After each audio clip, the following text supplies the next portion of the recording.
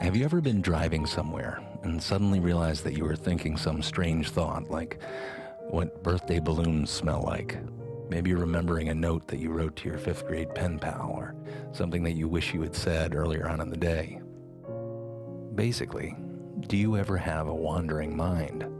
It can kind of feel like the opposite of structured thought, as if your brain's GPS is on the fritz, just taking turns at random. And it can be particularly frustrating when you're trying to focus on a problem or an idea, and 2 minutes later you catch yourself wondering what it's like to be a cloud or who invented pockets. But if you search around a bit, you start hearing stories like this one.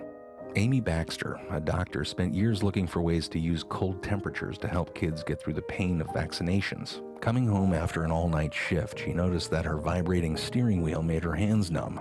And suddenly she realized that if you combined vibration and cold together, you could ease the pain of a shot.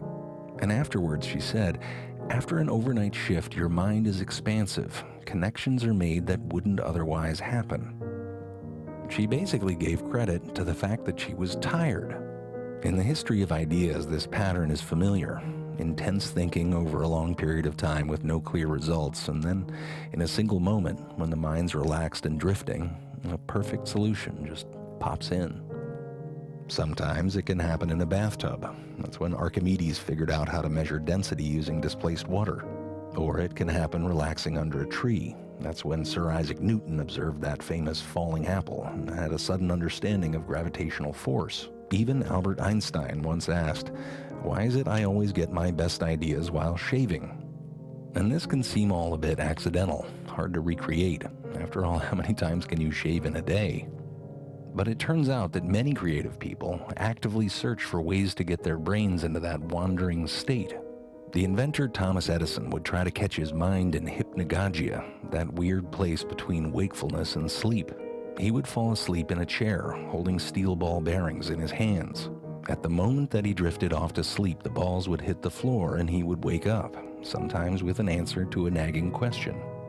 Some inventors use transcendental meditation, others go on long bike rides or wander the halls of a museum.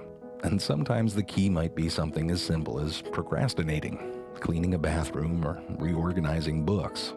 In fact, it's been shown that many successful artists and scientists procrastinate on purpose. They don't do it aimlessly, though. They put off making something because they understand the process, that things have to stew in your mind for a bit before the connections can be made.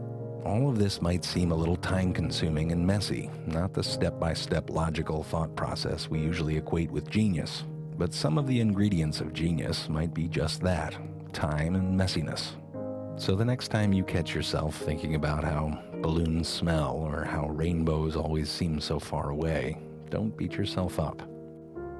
You might just be moments away from wandering into the next great idea.